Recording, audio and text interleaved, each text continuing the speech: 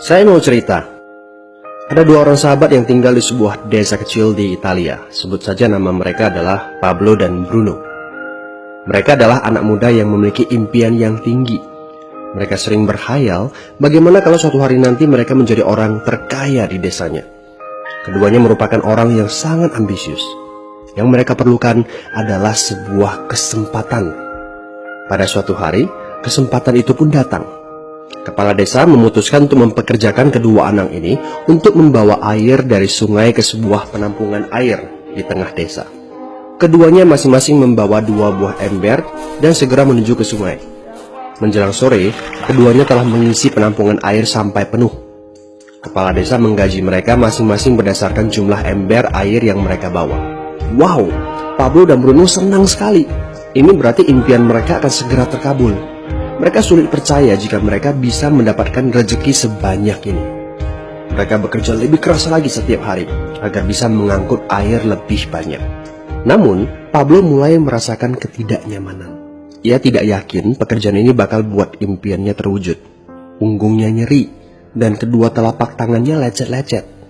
Kian hari, kian takut saat harus pergi bekerja. Ia pun mulai berpikir keras, mencari akal bagaimana caranya membawa air dari sungai ke desanya. Pablo mendapatkan ide. Bruno, saya punya rencana. Daripada kita mondar-mandir bawa-bawa ember setiap hari, kenapa kita nggak sekalian aja buat sebuah saluran pipa dari sungai ke desa kita? Saluran pipa? Ide dari mana itu? Seru Bruno. Kita udah punya kerjaan yang bagus, Pablo. Saya bisa bawa 100 ember sehari. Saya akan jadi orang kaya. Di akhir minggu, saya bisa beli pakaian baru. Pada akhir bulan, saya bisa beli seekor sapi. Dan pada akhir tahun, saya bisa bangun sebuah gubuk baru. Nggak ada kerjaan sebagus ini di desa ini. Setiap minggu kita bisa liburan. Setiap akhir tahun, kita berhak cuti selama 2 minggu dengan gaji utuh. Kita akan punya hidup yang layak. Jadi buang jauh-jauhlah pikiran untuk bangun saluran pipa. Tapi Pablo tidak putus asa. Ia akhirnya memutuskan untuk bekerja paruh waktu. Ia tetap bekerja mengangkut ember-ember air. Separuh waktunya, serta di akhir pekan, dia meluangkan waktu untuk bangun saluran pipanya. Hal itu tidak mudah. Penghasilannya otomatis menurun dan dibutuhkan waktu 1 hingga 2 tahun sebelum saluran pipanya bisa menghasilkan sesuatu yang berarti. Bruno dan orang-orang desa mulai mengejek Pablo. Dia menyebutnya Pablo si manusia saluran pipa. Bruno yang berpenghasilan hampir 2 kali lipat dari Pablo terus memamerkan barang-barang baru yang berhasil ia beli. Sapi, keledai, pakaian, sepatu baru, gubuk bertingkat 2. Bruno bisa makan mewah di kedai. Orang-orang di desa menyebutnya Tuan Bruno. Sementara Bruno berbaring santai di sore hari pada akhir pekan, Pablo terus saja menggali saluran pipanya.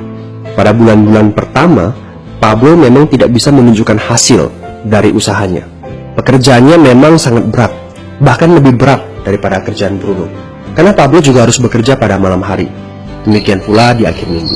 Tapi Pablo selalu mengingatkan pada diri sendiri bahwa impiannya dibangun berdasarkan pada perjuangan yang dilakukan hari ini. Dari hari ke hari, dia terus menggali, inci demi inci. Sedikit demi sedikit, lama-lama jadi bukit. Dari 1 inci kemudian menjadi 1 kaki. Kemudian jadi 10 kaki. Kemudian 20 kaki, 100 kaki, dan seterusnya. Bersakit-sakit dahulu, senang-senangnya kemudian. Demikian dia terus menyemangati dirinya sendiri. Sepulang kerja, tubuhnya lelah sekali. Fokus pada hasilnya. Kata-kata itu terus ia ulangi dalam hati setiap hari saat dia pergi tidur. Sementara dari bar di desa itu terdengar gelak tawa mengiringinya ke alam mimpi. Ayo, fokus pada hasil akhir. Hari berganti bulan, saluran pipanya sudah setengah jadi.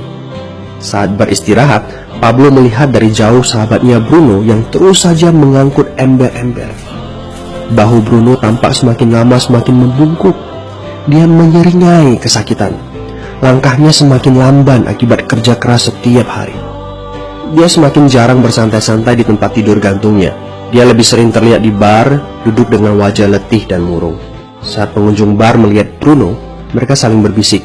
Hei, ini dia Bruno si manusia ember.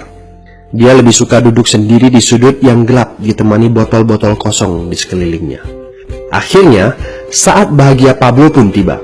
Saluran pipanya sudah rampung. Orang-orang desa berkumpul saat air mulai mengalir dari saluran pipanya menuju ke penampungan air di desa. Sekarang, desa ini sudah bisa mendapatkan pasokan air bersih secara tetap. Pablo tidak perlu lagi membawa ember. Artinya, airnya akan terus mengalir, baik dia sedang bekerja maupun tidak. Air itu mengalir saat dia makan, saat dia tidur. Air itu mengalir di akhir minggu ketika dia asyik bermain. Semakin banyak air yang mengalir ke desa itu, semakin banyak pula uang yang mengalir ke kantong Pablo. Apa moral dari cerita ini? Pertanyaan yang paling penting untuk kita renungkan adalah, siapakah Anda? Seorang pembawa ember atau seorang pembuat saluran pipa? Apakah Anda hanya mendapatkan penghasilan jika Anda datang ke tempat kerjaan, seperti Bruno pengangkut ember? Atau Anda termasuk orang yang bekerja hanya sekali saja, kemudian Anda dibayar terus-menerus, seperti Pablo pembuat saluran pipa? Jika Anda termasuk orang kebanyakan, itu berarti Anda bekerja dengan menggunakan pola pembawa ember. Anda membarterkan waktu untuk mendapatkan uang. Maksudnya, bekerja 1 jam dibayar per jam, bekerja 1 bulan dibayar per bulan, bekerja setahun dibayar per tahun. Masuk akal kan? Masalahnya, dengan sistem pembawa ember, masuknya uang akan berhenti saat kita berhenti bawa ember. Artinya pendapatan kita hanya sementara alias tidak langgeng. Kalau di suatu pagi Bruno bangun dan punggungnya terasa sakit, sehingga dia tidak bisa bangkit dari tempat tidurnya, berapa uangnya akan dia dapatkan hari itu? 0 besar. Fakta yang harus kita sadari adalah, kita tidak bisa bekerja selamanya karena faktor usia dan kesehatan. Jika kita tidak sanggup membarterkan waktu kita, maka kita tidak akan mendapatkan uang. Pablo jauh hari sudah menyadari keterbatasan ini. Karena itulah dia langsung berpikir untuk menciptakan suatu sistem yang memungkinkan dia untuk terus mendapatkan bayaran baik dengan cara barter waktu ataupun tidak. Pikirkan ini. Bagaimana dengan Anda? Anda mau apa kalau besok penghasilan Anda berhenti? Apa yang akan terjadi kalau Anda dipecat? Apa yang terjadi kalau kemudian Anda sakit atau cacat sehingga tidak bisa membawa ember lagi? Bagaimana seandainya perawatan kesehatan yang mendadak yang harus Anda jalani menghabiskan uang tabungan Anda? Apa yang terjadi bila uang tabungan Anda itu langsung menguap dalam semalam? Kalau penghasilan Anda berhenti besok, untuk berapa lama Anda bisa membayar hipotek Anda? Cicilan rumah, mobil Anda, ataupun untuk biaya sekolah anak-anak Anda? 1 tahun, 6 bulan, 3 bulan, atau 3 minggu? Jelas.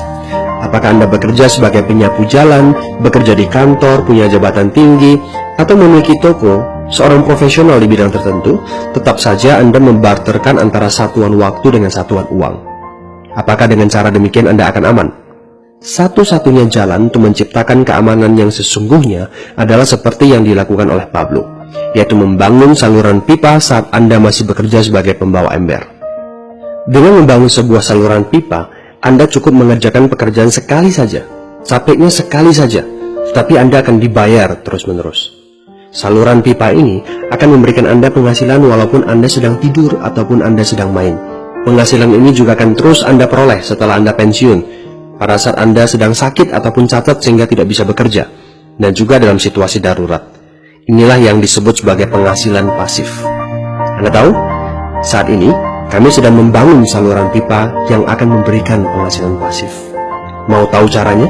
Hubungi teman yang meminta Anda untuk menonton video ini. Dia punya akses untuk informasi yang Anda butuhkan.